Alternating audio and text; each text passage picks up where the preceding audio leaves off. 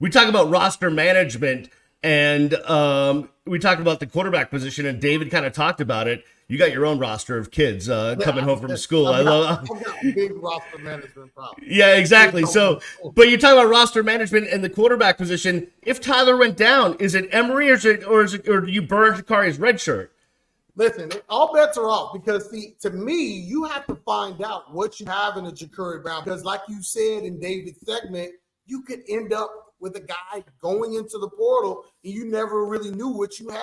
And You don't want that to happen. You don't want somebody to discover a Heisman candidate and he's been sitting on your bench and you never really gave him that opportunity to shine.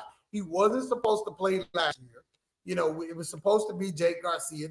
Jake Garcia goes out there and gets hurt. And here you have a true freshman who goes out and actually wins you a game.